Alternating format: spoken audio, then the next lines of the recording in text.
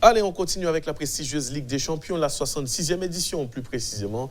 Et le Bayern de Munich qui va donc jouer contre le Paris Saint-Germain en quart de finale. Rappelons encore que deux équipes, c'est au fait finale dernière édition, côté Paris.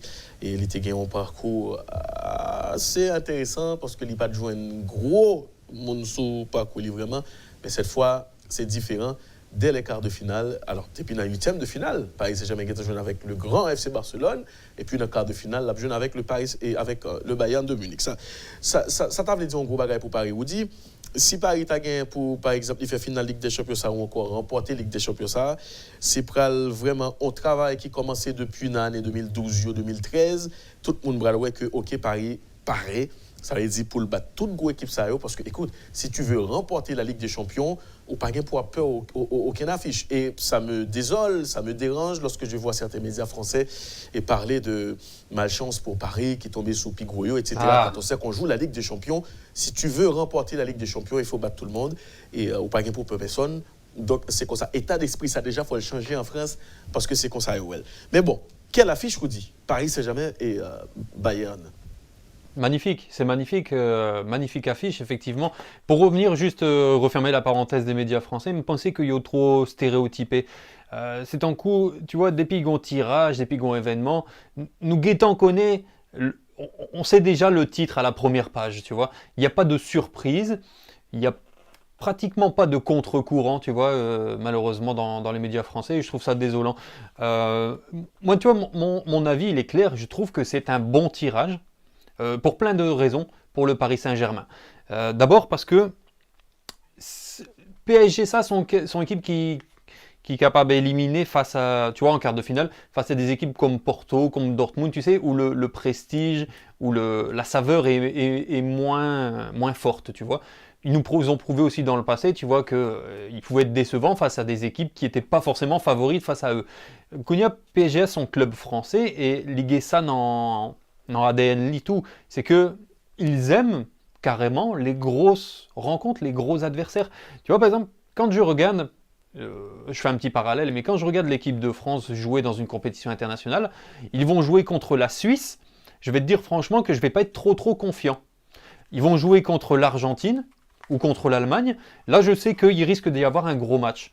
Parce que c'est comme ça, en fait, le PSG est un petit peu comme ça, il aime les gros matchs.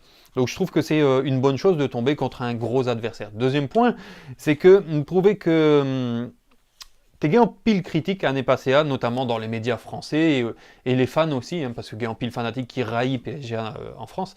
Je trouve qu'il y avait beaucoup de critiques. Ah oui, mais ils ont été en finale de la Ligue des Champions. S'ils le remportent, c'est une Ligue des Champions en carton. Regarde le parcours, Atalanta, Leipzig, c'est pas la vraie Ligue des Champions, blablabla. Bon. Jean Sottdil là, et c'est tout à fait ça, et j'aime aussi le répéter. Si tu veux être champion, il faut être capable de battre tout le monde. Moi, pas aimer l'œil en équipe joigne un parcours qui est entre guillemets abordable ou facile. Je n'aime pas ça.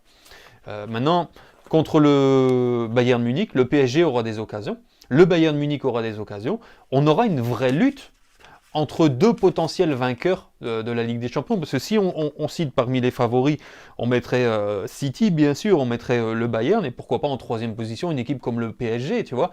Donc, si tu veux être champion, il faut, au bout d'un moment, à un moment ou à un autre, être prêt à affronter ce genre d'équipe-là. Donc, je trouve que c'est un tirage qui est intéressant pour le Paris Saint-Germain. Et puis tout avec un sentiment de revanche. Bien sûr, dans Mediaio, il y a dit que non, pas gay revanche là-dedans, son lot match, son lot année, son lot coach, son lot effectif, etc. Ça, c'est menti ça, c'est du politiquement correct. Bien sûr qu'il y a une revanche, il y a une Ligue des Champions perdue. Non, il y a un match côté que Superstar, PSG n'a pas fait différence là, et ben cette fois-ci, Mbappé, Neymar vont vouloir fermer des bouches. Donc je pense que ça va être une très très belle opposition, avec deux équipes qui ont beaucoup de choses à montrer au monde du football. Mm-hmm. Et mon cher, son match, c'est que tout le monde attend vraiment. Mais je me pose tellement une question. Le mauvais niveau que PSG était affiché dans le match retour contre FC Barcelone, il est vrai que c'était le Barça, il est vrai que il y a un tir avec Barcelone, parce que il y a un club qui te fait un remontada contre tout, et il est toujours forcément quitté en cicatrice. Et parce que mentalement, ça t'a dérangé, monsieur. Et nous avons saisi ouais, que contre le Bayern Munich, ce n'est pas PSG ça du tout qu'il a. Parce que Barcelone a une autre histoire avec PSG. C'est comme si, si on monte contre Batou, même l'on vient de plus grand passer, depuis le fond, il fâché seulement qu'il va sauter. Même l'on va battre lui. Pas d'on vient de plus grand passer là. Et c'est comme ça, ouais, rapport là entre PSG avec Barcelone. Barcelone frappe pied la terre, PSG que le sauter. Et PSG oublié que son gros nèg Kounia. Les songeait à Nel, qu'on a pris Zoclo dans la tête. Donc c'est ça qui passait pour moi. Bon, après, ça c'était juste son exemple. Mais jouer contre le Bayern de Munich, c'est une équipe qui laisse beaucoup d'espace. D'ailleurs, c'est une équipe qui prend le jeu à son compte.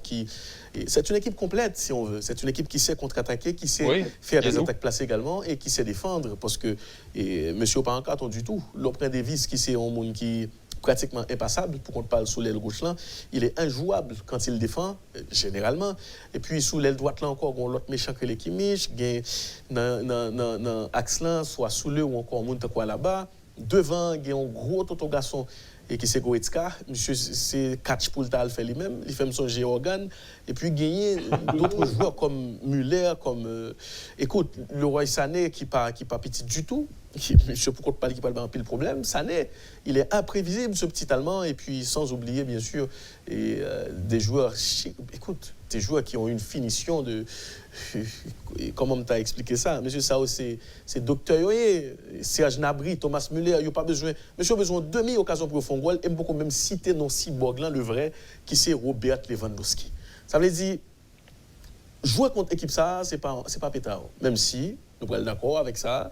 PSG était joué contre lui et monsieur était arrivé et contre lui Robert Lewandowski, il était arrivé pas qu'il était viré face li Baïkan, il était fait jouer 2 buts. Maintenant, il y a plus de Thomas Tuchel parce que écoute, si tu veux vraiment passer cette étape, il faut que tu sois un stratège. Stratège pour qui ça déjà Paris a un avantage. Paris a voyagé avant. Aller dans Allianz Arena avec objectif pour marquer 2-3 goals, c'est bien. Mais même Jean-Tout, Bayern, Cavini n'a pas de pression pour venir faire goal, parce que c'est le Bayern, parce que son équipe qui a un arsenal offensif qui est extraordinaire. Et on dit, pour moi-même, ça c'est le match. C'est la finale avant l'heure, c'est extraordinaire comme affiche. Depuis le Mouel, là, franchement, je me courir de l'eau, je me dis, waouh, regarde le match, je vais regarder, merci mon Dieu. Je vais regarder un match comme ça. Paris Saint-Germain avec Neymar, s'il n'est pas blessé, nous t'as souhaité, nous marions, mais nous pour ça pas fait, pour monsieur t'as vivant.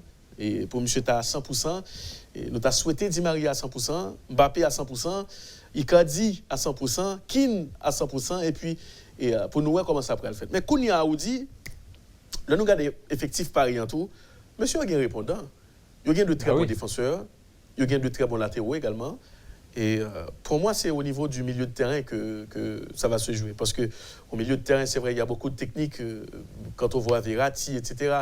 Mais Idrissa Gueye, avec celui qui a marqué hier contre Lyon, là, comment il s'appelle déjà, Pereira, Danilo Pereira, et Leandro Paredes, moi j'en doutais de Mounsa Aoudi. Moi j'en doutais parce que, oui, Verratti a fait un gros match.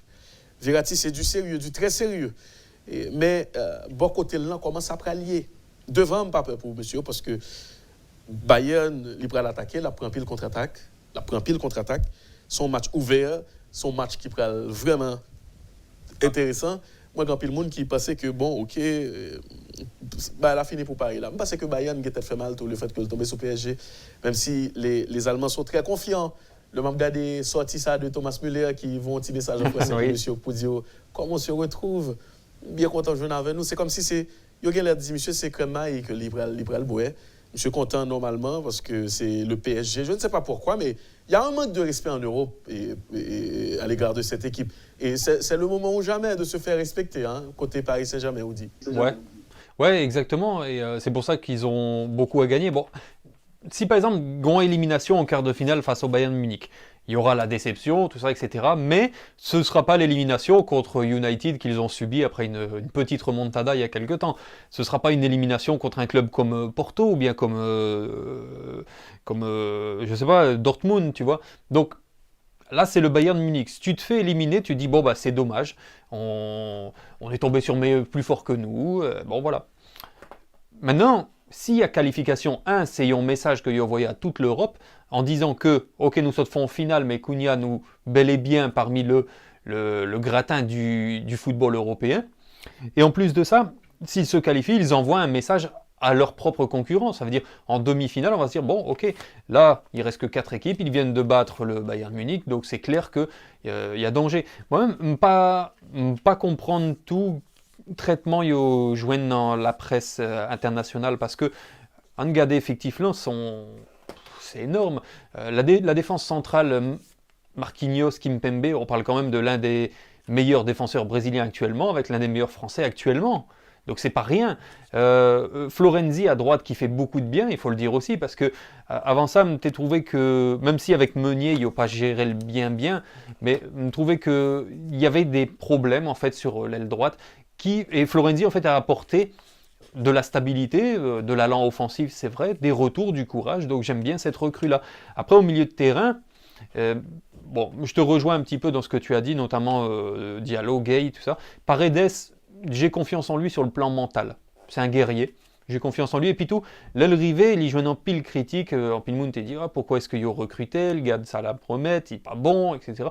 Et puis, avec son caractère, je veux dire, il a vraiment apporté à cette équipe-là. Donc, c'est une bonne chose.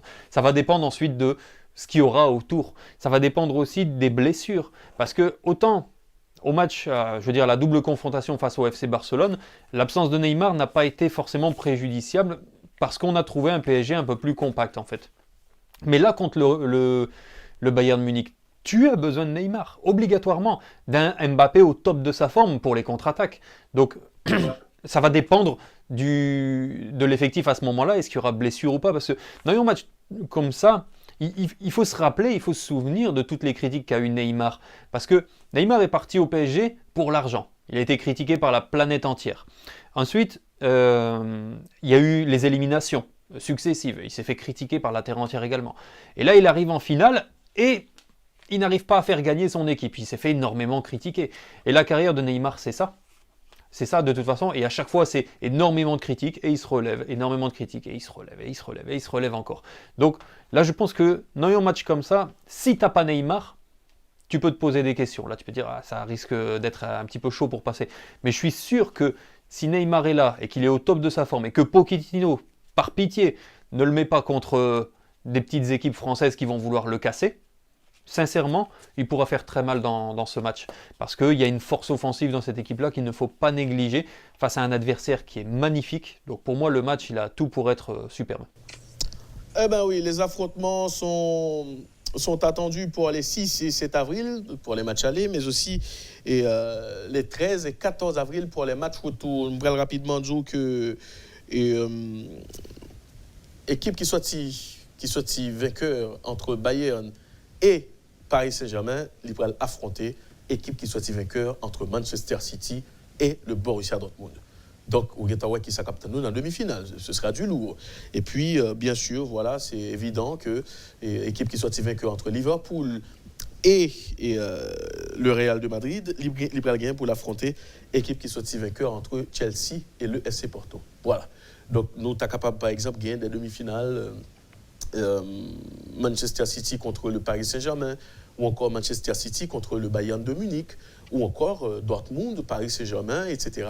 Donc c'est même genre, c'est ça le bralier pour les quarts de finale. Alors on dit rapidement, on se mouille pour répondre à la question et terminer cette émission. Et on a commencé rapidement. Et c'est Porto Chelsea. Moi je vois Chelsea se qualifier. Chelsea pour moi tout. Et le Bayern Munich contre le Paris Saint-Germain. Ça va être difficile, mais Paris. Paris. OK. Pour moi-même, c'est le Bayern Munich qui va se qualifier. On a continué. Le Real de Madrid contre Liverpool. Tu risques pas d'être d'accord avec moi, mais Real. Bon, c'est normal. C'est Liverpool, moi, qui a qualifié sur Samuel. Et normal. Manchester City contre le Borussia Dortmund. Manchester City, nous d'accord sur point ça. Alors nous d'accord sur 2 points, nous d'accord sur Chelsea avec Manchester City, les 2 clubs anglais. Sinon nous pas d'accord sur Bayern PSG et puis Real Madrid Liverpool. Eh ben voilà. On verra bien. On a parlé de ce tirage au sort tant attendu, mesdames, messieurs, ces matchs que vous attendez, vous qui aimez le football. Et rappelons encore que le match va commencer à jouer à partir de 6-7 avril. Cap Vini là, c'est dans quelques jours pour nous commencer et prendre plaisir nous. Nous allons rapidement répondre à quelques questions et puis pour nous faire l'émission ça.